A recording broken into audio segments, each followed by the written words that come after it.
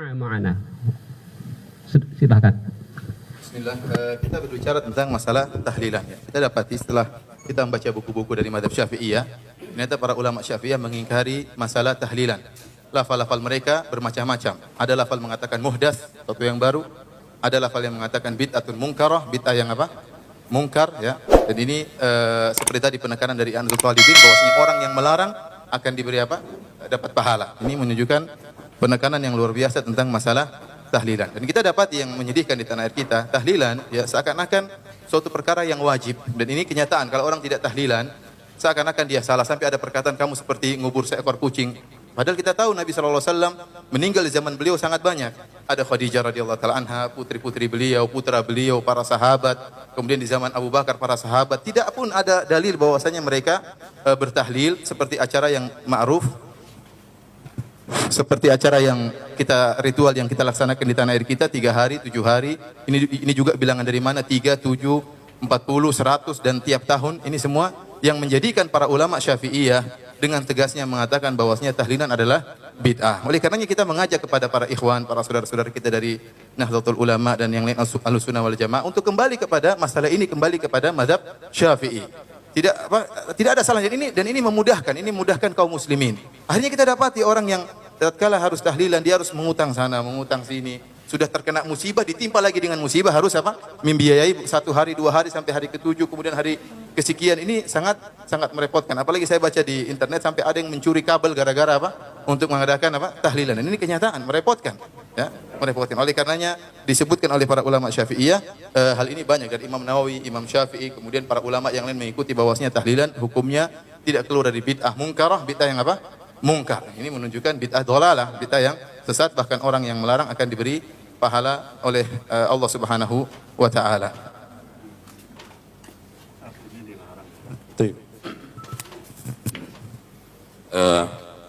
Saya kira kalau tahlilan itu gini kan, kalau Ustadz Romli masih ingat di pondok dulu kan pesennya Kiai.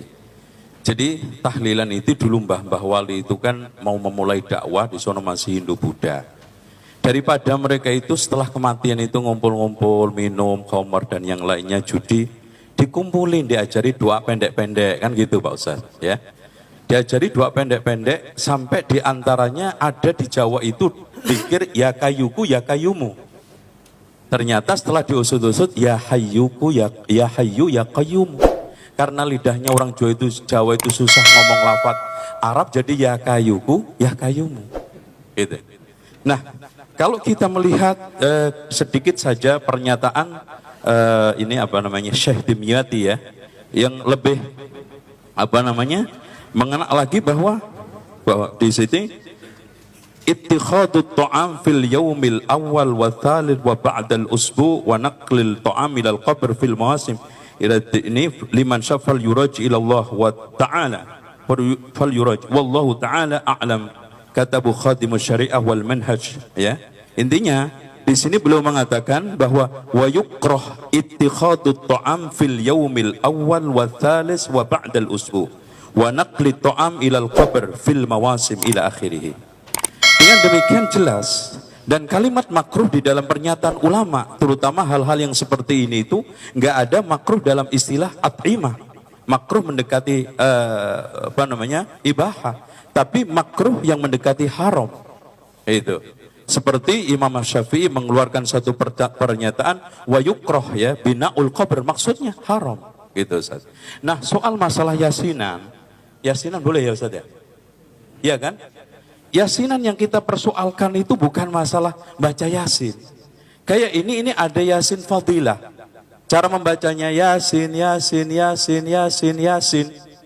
Ini kira-kira qiraah apa gitu loh. Padahal Ibnu Abdul Barajadi sebagaimana yang telah dinukil oleh Imam As-Suyuti di dalam kitab Al-Itqan, membaca Al-Quran dengan qiraat syaddah itu ijma' haram. Apalagi ini syaddah aja enggak. Kita tidak pernah mendapatkan dari manapun akwal ulama dari qiraah yang sab'ah walaupun asyarah walaupun isrun kalau kita kembangin, enggak ada pernah satupun yang membaca ya memberikan suatu bacaan yasin.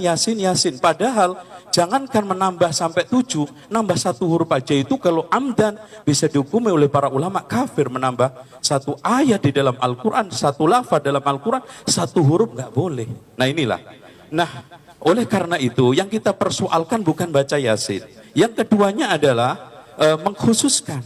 Ya, mengkhususkan sesuatu yang umum, karena ibadah yang mutlakoh harus kita biarkan mutlak, ibadah yang maksusoh kita harus biarkan maksus.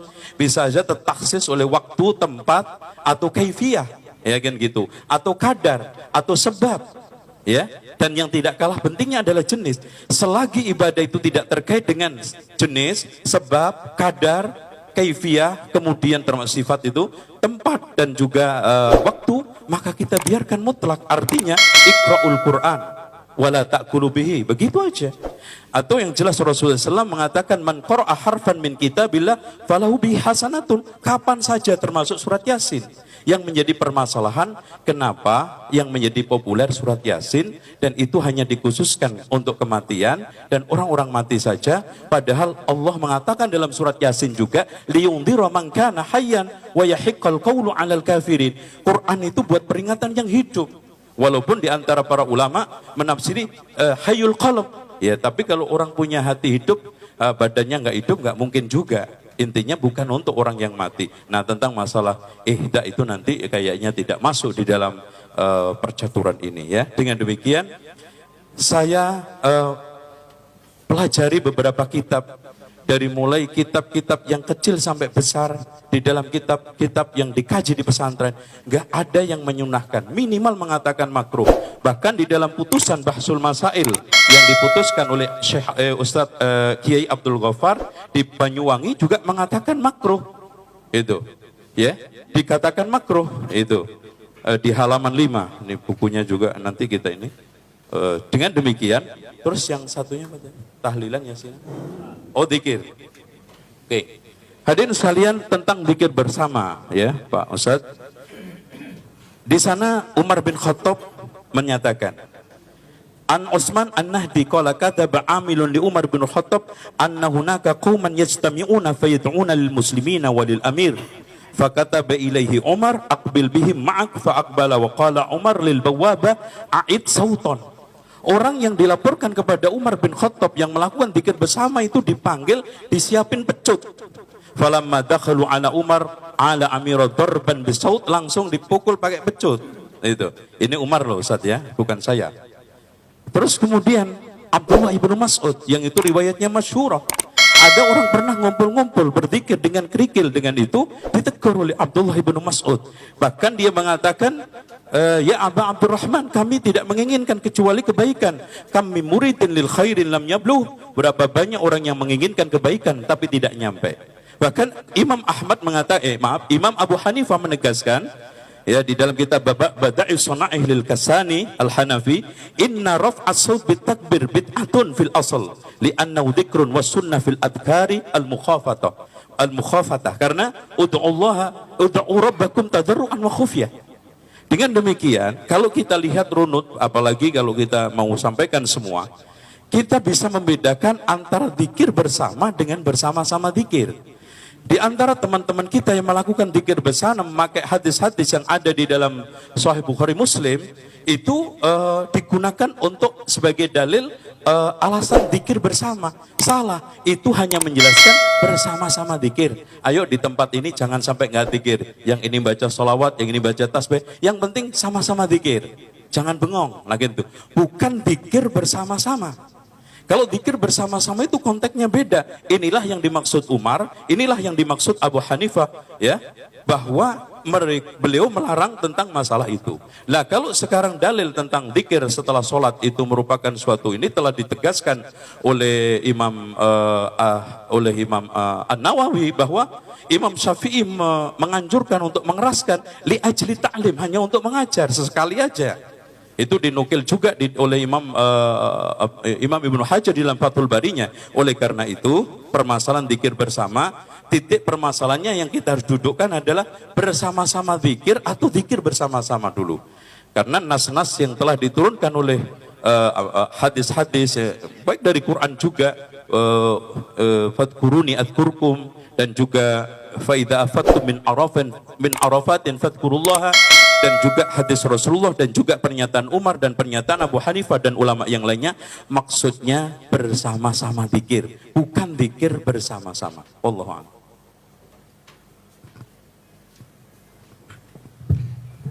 Alhamdulillah. Silahkan Ustadz narasumber yang kedua. Waktu dari jam 4 sampai angka 7. Terima kasih, silahkan. Terima kasih. Yang pertama masalah tahlilan. Ini yang dimaksud tahlilan itu makanannya, bukan bacaannya, bukan ihda'u thawabnya kan ya. Kan yang 7 hari itu yang dibicarakan di dalam kitab-kitab fikih itu memang hukumnya makruh.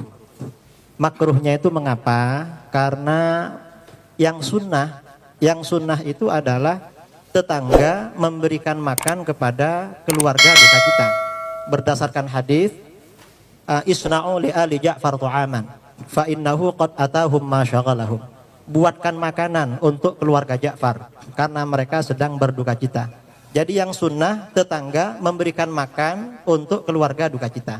Karenanya kalau dibalik keluarga duka cita membuat makan untuk tetangga, maka hukumnya makruh karena mukhalafah li sunnah. Karenanya kata para ulama, ini alasannya karena memberatkan. Dalam teori usul fikih, al-hukmu yaduru ma'a illatihi wujudan wa adama. Hukum itu akan selalu berputar bersama illatnya. Ketika illat itu ada, maka hukum ada. Ketika tidak ada, maka tidak ada.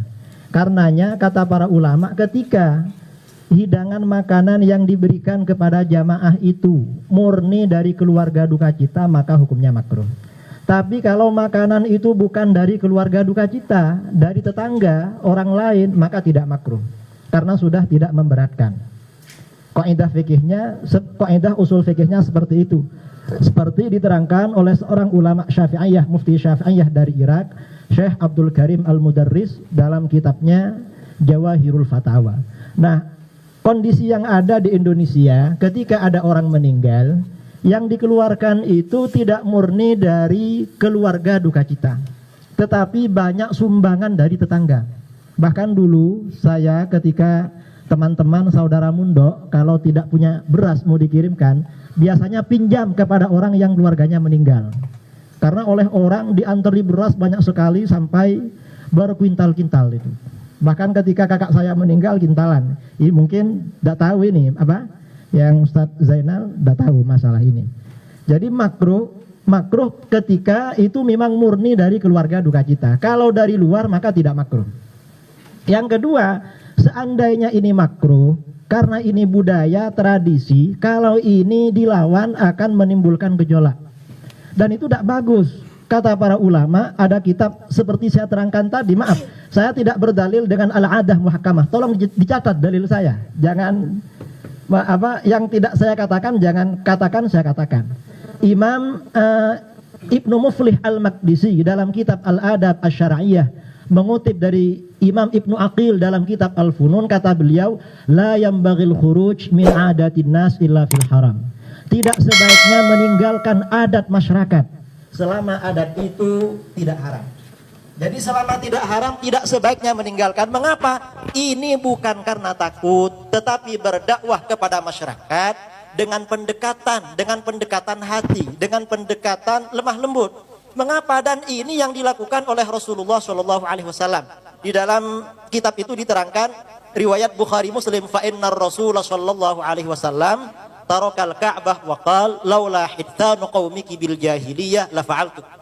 Karena Rasulullah SAW membiarkan Ka'bah dan tidak melakukan rekonstruksi. Alasannya karena umat Islam baru meninggalkan masa-masa jahiliyah. Suatu ketika Rasulullah SAW bersabda kepada Aisyah, Ka'bah itu bukan Ka'bahnya Nabi Ibrahim. Pada masa jahiliyah pernah roboh ketika orang Quraisy membangun Ka'bah bersamaan dengan krisis ekonomi. Karena tidak ada biaya, Ka'bah dibangun lebih kecil. Lalu kata Aisyah, kenapa Rasulullah tidak dibongkar, dibangun lagi? Kata Rasulullah, laula hittanu qaumiki bil jahiliyah la fa'altu. Seandainya bukan karena kaummu baru meninggalkan masa-masa jahiliyah, Ka'bah itu saya rekonstruksi. Ka'bah saja dibiarkan, apalagi cuma tahlilan 7 hari. Penting mana merubah Ka'bah dengan merubah acara tahlilan 7 hari? Karena Ka'bah itu kiblat. kiblat umat Islam. Ternyata Ka'bah ini setelah tahun 65 Hijriah dibongkar oleh Khalifah Abdullah bin Zubair. Cuman Abdullah dibangun kembali seperti Ka'bahnya Nabi Ibrahim, lebih besar dari yang ada.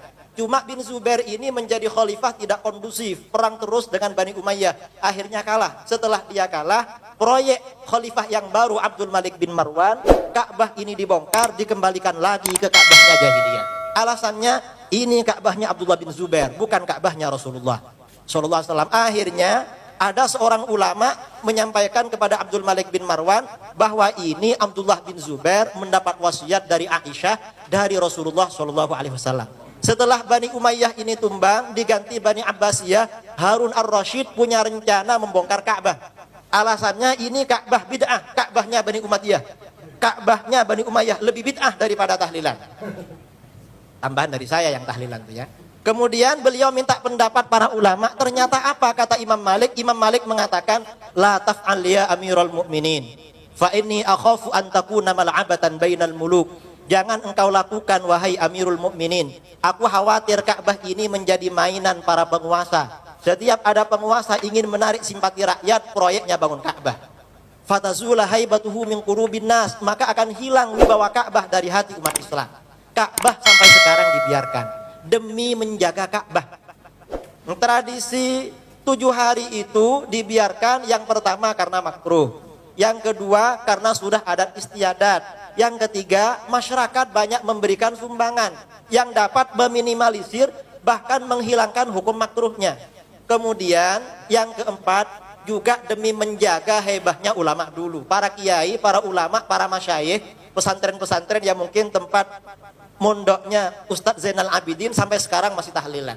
Ulama-ulama dulu saja membiarkan, ini cuma tahlilan 7 hari. Ka'bah saja dibiarkan, apalagi tahlilan. Dasar yang digunakan oleh para ulama masalah tradisi ini, Imam Ahmad bin Hambal tidak sholat qabliyatul maghrib. Mengapa? Li'annan nasa yungkirun. Karena orang-orang tidak percaya kalau ini sunnah, akhirnya beliau tidak sholat itu. Jadi bukan takut, tetapi menjaga tidak terjadi benturan dengan masyarakat. Itu cara di dalam berdakwah, bukan langsung bid'ah, syirik. Bukan seperti itu. Kemudian saya kira masalah tahlilan saya rasa cukup. Yang ada di kitab I'anatul Talibin itu pelajaran saya memang di pesantren. Yang masalah Yasin, mengapa kok cuma Yasin, kok bukan yang lain? Mengkhususkan sebagian surat itu tidak apa-apa. Ada seorang sahabat dalam riwayat Al-Bukhari, ketika menjadi imam di Masjid Quba, setiap rakaat membaca surah Al-Ikhlas sebelum membaca surat. Akhirnya dilaporkan, akhirnya oleh jamaahnya disuruh berhenti membaca surat Al-Ikhlas. Lalu katanya dia, kalau saya disuruh berhenti, saya memilih berhenti jadi imam. Tetapi jamaahnya keberatan kalau dia berhenti menjadi imam. Akhirnya dilaporkan kepada Rasulullah SAW. Oleh Rasulullah SAW ditanya, apa yang menghalangi kamu untuk mengikuti perintah kaummu? Katanya kamu setiap rakaat dalam sholat membaca surah Al-Ikhlas sebelum membaca surat yang lain. Lalu apa jawaban dia? Kata dia, inni uhibbuha ya Rasulullah, saya senang surat Al-Ikhlas. Lalu kata Rasulullah, hubbuka iyyaha adkhalakal jannah, cintamu pada surat Al-Ikhlas akan memasukkan kamu ke surga. Kata Al-Hafidz Ibnu Hajar, berdasarkan hadis ini boleh mentahsis sebagian ayat Al-Quran bimailin nafsih wal istikthari minhu, dengan kecondongan hati dan memperbanyak membacanya, dan itu tidak dianggap meninggalkan dan membenci yang lain. Biarkanlah orang membaca Yasinan daripada orang tidak baca surat Yasin. Apalagi memang surat Yasin ini memang dianjurkan dibaca dalam hadis yang disahihkan oleh Ibnu Katsir ya, dalam tafsirnya riwayat Abu Ya'la, man qara'a Yasin fi lailatin asbaha maghfuran lah isnaduhu jayyid, barang siapa yang baca surat Yasin pada malam hari maka dosanya diampuni. Jadi memang berarti ini mengandung hukum masyru', dianjurkan membaca Yasin tiap malam. Tiap malam membaca surat Yasin. Orang-orang kita kalau tidak berkumpul kadang malas. Daripada tidak baca surat Yasin, biarkan berkumpul. Yang penting mereka baca surat Yasin. Kemudian banyak dalil-dalil masalah surat Yasin. Kemudian yang ketiga, ini kembali ke Yasin Fadilah. Ini sebenarnya persoalan lain. Mengulang Yasin 7 kali itu bukan qiraah syadzah. Qiraah syadzah itu kalau Yasin misalnya dibaca Yasun, baru qiraah syadzah itu. Ini cuma takrir, cuma tardidil ayah. Mengulang-ulang bacaan ayat di dalam kitab-kitab hadis itu juga dilakukan oleh Rasulullah Shallallahu Alaihi Wasallam dan para sahabat. Ada yang mengulang-ulang satu ayat, ada yang mengulang-ulang 2 ayat sampai pagi. Coba baca di dalam kitab At-Tibyan. Saya tidak hafal hadisnya itu. Coba dibaca di dalam kitab At-Tibyan. Nah, orang yang kemudian menyelah-nyelahi doa antara surat Yasin, menyelah-nyelahi doa antara Al-Quran itu juga tidak apa-apa. Rasulullah SAW ketika membaca Al-Quran, setiap ada surah yang menerangkan azab, ya ta'awwad. Kalau ada surah, ada ayat tentang rahmah, beliau memohon kepada Allah turunnya rahmat itu. Mungkin orang yang baca surat Yasin ada hajat khusus itu. Dan itu dianjurkan. Dan ini bukan berarti membaca Yasin fadilah itu dianjurkan. Tidak ada pernyataan ulama baca surat Yasin lebih afdal dari Yasin fadilah lebih afdal. Tidak ada. Cuma kalau membaca surat Yasin dengan cara seperti itu dan ada ijazahnya, insya Allah ada khasiatnya. Dan khasiat ini diakui oleh para ulama, termasuk dalam kitab yang disebutkan tadi, Al-Itqan fi Ulumil Quran, karangannya Al-Imam Al-Hafiz Jalaluddin As-Suyuti, ada bab khusus fi khawasil Quran. Bab yang menerangkan tentang khasiat-khasiat Al-Quran. Dan ini juga diakui oleh Syekh Ibnu Qayyim al-Jauziyah dalam kitabnya Zadul Ma'ad fi Hadyi Khairil Ibad. Kata beliau, wa minal ma'lum anna di kalamin nas manafi' mujarrabah wa fawaid mujarrabah. Ucapan manusia saja ada mantra-mantra, jampi-jampi itu ada khasiatnya. Fa kaifa bi kalamillahi rabbil alamin. Bagaimana dengan Al-Qur'an? Apalagi Al-Qur'an itu banyak khasiatnya. Mungkin yang baca surat Yasin fadilah karena tertarik dengan khasiatnya itu. Ya mungkin nanti akan tanya itu, dari mana dasarnya Al-Quran hadis itu khasiat. Nah, khasiat itu kan tidak harus dari Al-Quran dan hadis.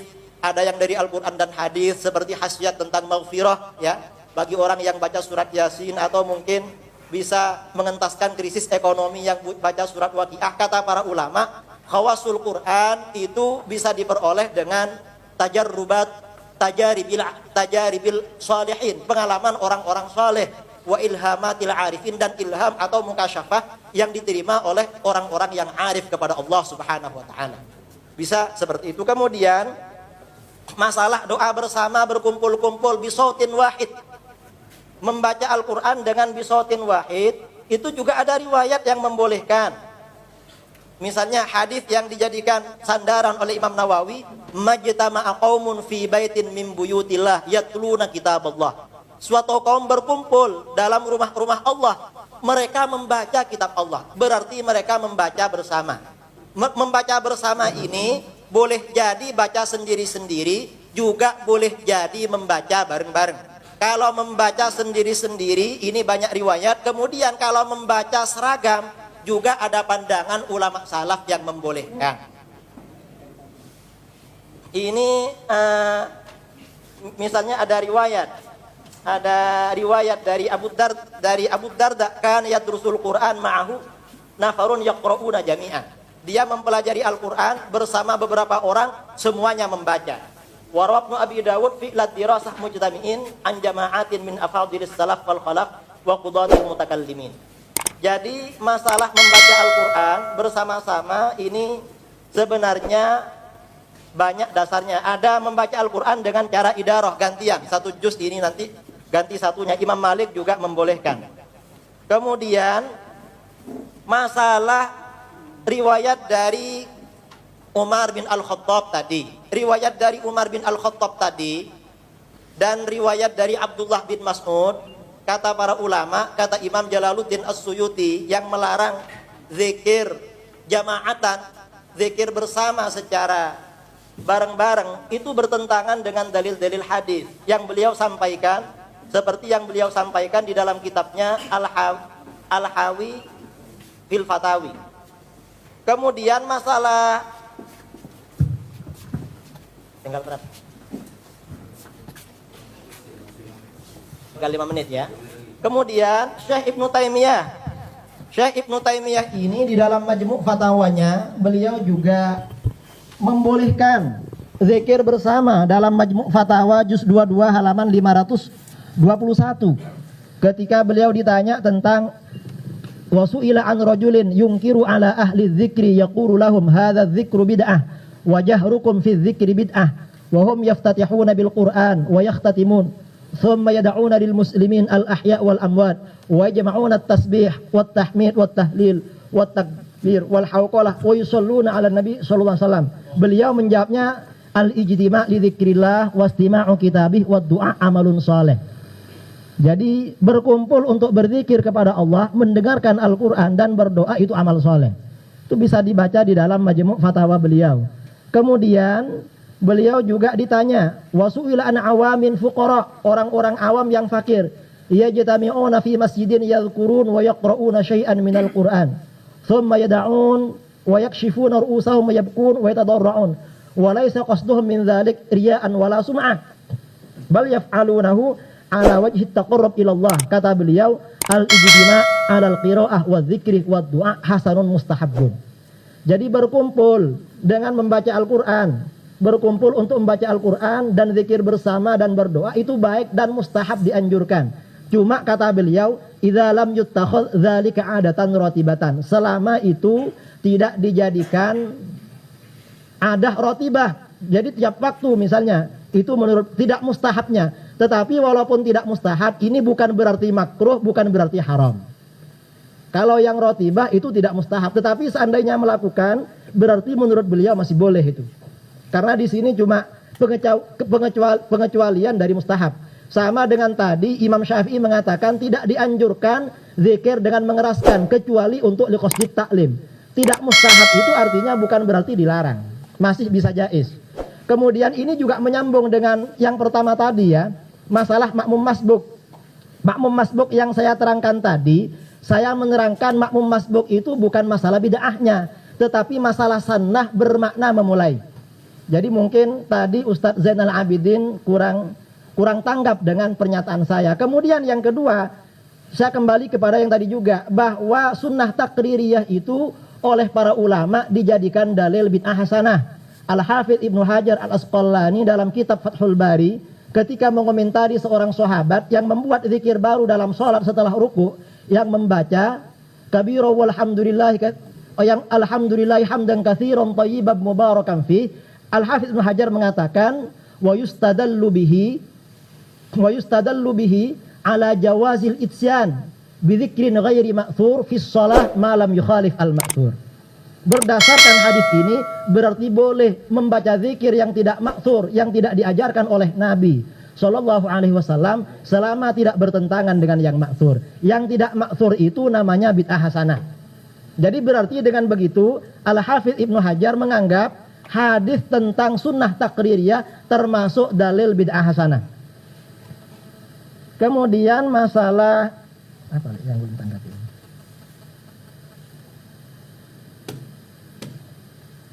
Sudah semua. Saya kira semuanya sudah saya tanggapi. Saya tidak mau berlarut-larut. Masalah tadi ya, masalah Abu Ja'far Ar-Razi dari Yahya bin Ma'in ada riwayat, ada yang mengatakan thiqah, ada yang mengatakan saleh itu. Jadi saya kira tidak perlu diperpanjang. Saya kira cukup. Baik, kita break. Setelah pesan-pesan berikut ini, Pak Ustadz silakan minum, masyayikh, para tamu undangan. Semakin lama kayaknya kepala kita semakin kasih waktu 5 menit dari jam 8 sampai jam angka 9. Waktu dan tempat dipersilakan. Mengenai mengomentari tentang apa yang disebutkan oleh Ustadz Abdul Salam di tentang tahlilan. Yang pertama, Ustadz mengatakan bahwasanya illah dari tahlilan adalah pembuatan makanan. Kalau ternyata yang buat makanan dari pihak luar, maka tidak jadi masalah. Ini ternyata para ulama Syafi'iyah menyebutkan masalah illah tentang dilarangnya tahlilan atau dimakruhkan tahlilan bukan cuma pembuatan makanan. Di antaranya ijma'. Kemudian yujadidu tajdidul huzan, buat sedih lagi. Ini tidak diinginkan dalam syariat. Hari ketiga ingat lagi, hari ketujuh ingat lagi. Oleh karenanya ilah yang disebutkan banyak. Pertama, taklif, buat makanan, bikin repot orang mayat, keluarga mayit. Yang kedua, ada ijtima', kunna na'udu ijtima'. Wasani ati ta'am ba'dal dafni minan niyahah. Kami memandang, kata Jarir bin Abdullah, kami para sahabat mandang kalau ada kumpul-kumpul di rumah keluarga mayat, ya maka ini termasuk niyahah, meratapi. Oleh karenanya ilah bukan cuma satu, harus dipahami. Ilah juga diantaranya mengenai kesedihan. Kemudian yang kedua, tahlilan hukumnya makruh, bukan makruh tanzih, bukan makruh istilah usuliyin bahwasanya kalau dikerjakan tidak mengapa, ditinggalkan dapat pahala. Tapi makruh di sini makruh tahrim. Ya, kenapa kita lihat lafal-lafalnya dikatakan bid'ah mungkarah. Mungkarah ini bukan Yang suatu yang mungkar ini bukan suatu yang makruh, bukan mungkar. Kemudian yang kedua perkataan dari ulama besar mazhab Syafi'iyah Zakaria Al-Ansari dalam kitabnya Asnal Matalib dikatakan dia mengatakan wa hadza zahirun fit tahrim, dan bahwasanya tahlilan itu hukumnya apa? Tahrim, haram. Ini nas dari ulama Syafi'iyah bahwasanya hukumnya haram, bukan sekedar makruh. Oleh karena jika tatkala kita jelaskan hukumnya haram, maka tidak ada kita mengatakan karena demi kemaslahatan kerjakan saja. Ini tidak bisa terjadi hal ini. Adapun perkataan Ibnu Muflih yang disebutkan oleh Ustaz Idrus Ramli bahwasanya boleh meninggalkan perkara-perkara demi kemaslahatan masyarakat, maka yang disebutkan oleh Ibnu Muflih adalah perkara-perkara yang sunnah, seperti melaksanakan sholat sebelum maghrib, ya, itu diantaranya. Oleh karenanya saya ingin tahu apakah ini tidak sejalan dengan masalah tahlilan. Oleh karenanya sekarang meskipun Ka'bah sudah aman, ya, aman, orang-orang mungkin sudah berilmu, terjadi sampai sekarang pun tidak. Dan saya tadi dengar perkataan Ustaz Idrus Salam di tatkala mengatakan dialog Imam Malik dengan salah seorang ulama, dia mengatakan ini bid'ah. Tadi gimana Ustaz bilang? Mohon maaf. Bid'ah merubah Ka'bah. Terus iya dia bilang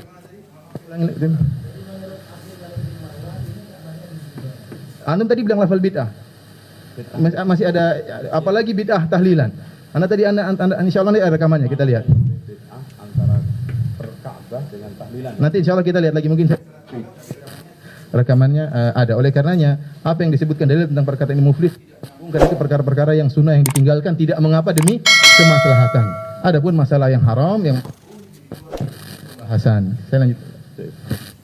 Maaf Ustaz, di dalam pernyataan At-Turtusi hadil athar, maksudnya majtama'a qaumun itu adalah taqtadi jawaz al-istima' li qira'atil Qur'anil Karim ala ma'na dars. Ya. Oleh karena itu untuk ngajar wa ta'allum wal mudzakarah, yang sekarang menjadi pertanyaan tadi juga soal masalah suratul Ikhlas. Kita tekankan bahwa sahabat itu melazimkan membaca surat Ikhlas semata-mata karena disetujui Rasul. Buktinya ketika Mu'ad sholat Isya membaca surat Al-Baqarah nggak disetujui Rasul, nggak jadi sunnah. Itulah. Jadi bukan hanya semata-mata dasus sahabah sehingga dijadikan dalil untuk bid'ah hasanah. Bahkan di sini yang menjadi manat, kalau kaitannya ini kan awalnya kita harus berbicara masalah tahqiqul manat, terus tangkihul manat, takhrijul manat. Ketika kita sudah sampai pada takhrijul manat, maka di situ Rasulullah SAW yang menyetujuinya, bukan semata-mata sahabat. Karena buktinya ketika Rasul nggak nyetujui, maka itu nggak jadi sunnah. Contohnya Mu'ad bin Jabal ketika setelah sholat sama Rasulullah, ngimamin kaumnya membaca surat apa? Al-Baqarah. Dan dikatakan afatanun anta, kalau seandainya Rasulullah mengatakan maka itu bagus, maka menjadi sunnah. Oleh karena itu, nah tentang masalah Ustadz tadi ilham solihin dan yang lainnya bisa menjadikan untuk menentukan khasaisul Quran, kenapa kita tidak dahulukan wahyunya Rasulullah? Ya, oleh karena itu maka di sini iyyaka qaulun walaysa laka imamun. Waspadalah kita terhadap suatu pendapat yang kita tidak punya panutan sebelumnya, sebagaimana dikatakan oleh Imam Ahmad. Saya tutup. Beliau mengatakan kalau yang buat itu dari orang lain mungkin tidak apa-apa. Saya ingin ulama siapa yang pernah seperti yang ngomong seperti itu, dari NU atau dari manapun, dari Syafi'iyah. Maka ya. Baik, semakin lama semakin panas. Memang AC-nya tak kuat kayak ini. Lain kali Pak Kemenak tolong tambah AC Pak. Apa karena saya pakai jaket kali ya? Silakan Pak Ustadz Ramli, waktu 5 menit sampai jam 10 Pak Kiai. Terima kasih. Saya menanggapi Ustadz Zainal Abidin dulu ya, masalah baca Al-Quran bareng-bareng. Itu ada yang darus, ada juga yang yatlun, yang memang itu oleh para ulama yatluna kitab Allah, membaca kitab Allah, dan itu disebutkan dalam ijtima' bidzikr, bukan darsil Quran, bukan. Kemudian masalah surah Al-Ikhlas dengan Mu'ad bin Jabal menjadi imam dengan surah Al-Baqarah. Ya kalau surah Al-Baqarah ya dimarahi karena kepanjangan, kasihan jamaahnya. Kalau surah Al-Ikhlas ya pendek. Orang yasinan itu yang datang semuanya sukarela. Dan itu cuma berapa menit itu? Mungkin 5 menit, 10 menit selesai. Jadi beda dengan surah Al-Baqarah yang panjang-panjang itu. Kemudian jadi perlu dibedakan yang masalah tahlilan ya. Jadi ilat makruhnya tahlilan. Kalau masalah makanan itu memang makanan itu dibuat dari keluarga kita atau dari masyarakat yang dari luar. Kalau menurut yang ada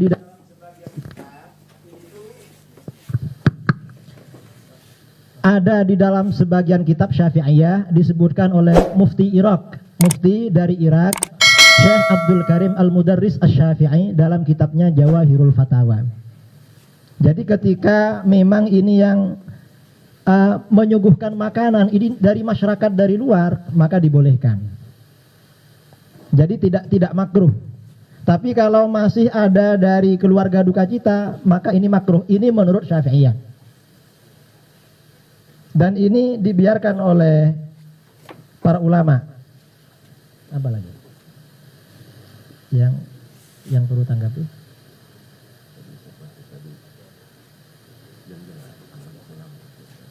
Yang masalah amal para ulama itu ada dalilnya. Jadi masalah khasiat-khasiat ayat Al-Quran itu dari para ulama, dari orang arif atau dari para ulama, sebagian dari hasil ijtihad mereka. Dan itu diakui. Syekh Ibnu Taimiyah diceritakan dalam kitabnya Madarijus Salikin. Ibnu Taimiyah mengatakan orang yang rutin membaca 41 kali ya qayyum la ilaha illa anta sebelum sholat subuh setelah fajar selama 40 hari hatinya akan padam. Padahal itu tidak ada Al-Quran hadisnya. Tetapi itu tajribah, pengalaman. Kalau tidak pernah melakukan ya tidak tahu. Jadi misalnya kalau membaca ini sekian kali nanti bisa begini. Itu pakai pengalaman. Dan di dalam kitab-kitab ulumul Quran tadi ya, ulumul Quran, Al-Itqan fi ulumil Quran, Al-Burhan fi ulumil Quran, itu diterangkan tentang fi khawasil Quran. Syekh Ibnu Qayyimil Jauziyah dalam kitabnya At-Tibbun Nabawi, juga dalam kitab beliau Zadul Ma'ad, dan ini sebenarnya satu kitab, banyak menerangkan khasiat-khasiat ayat Al-Quran untuk kesembuhan. Padahal itu tidak ada Al-Quran hadisnya, tetapi murni ijtihad para ulama. Mengapa kita menerima ijtihad para ulama? Nah, ini ada permintaan dari teman saya 1 menit. Tinggal 1 menit saja ya. Assalamualaikum warahmatullahi wabarakatuh. Alhamdulillahilladzi yunazzahu an simatul qudusi wal alwani wal kaifiyat. Wassalatu wassalamu ala sayyidina Muhammad nizul mu'jizati zahirati alladzi hasala min nurihi wujudul kainat. Ya, terima kasih atas waktunya, dan saya insyaallah hanya saya memberi masukan ya. Jadi setelah tadi dari berbagai macam paparan, ternyata amalan-amalan yang dibid'ahkan, dimusyrikan, itu semua ada dalil-dalilnya. Termasuk tadi kunut subuh segala macam, itu ada dalilnya, semua saya fotokopi. Nah, dari apa itu masih ada membid'ahkan dan memusyrikan? Yang ini yang jadi masalah. Sedangkan di dalam Al-Quran kan bilang keras ya, kalau kita ini halal, tapi itu akan mendapat siksaan yang keras nanti di yaumil qiyamah. Itu ada di surat An-Nahl ayat 116. Itu bisa dicari ya, wala takul dan seterusnya. Itu di tafsir Ibnu Katsir ya, jilid 3 halaman 590 itu. Di situ diterangkan itu. Ini cuman jadi mohon maaf. Nah, itu ya. Jadi tolonglah, karena di sini ada dalil ulama, apakah kita bersikeras ini ahli bid'ah, ini musyrik. Nah, ini jadi masalah. Ya Mas ya. Terima kasih.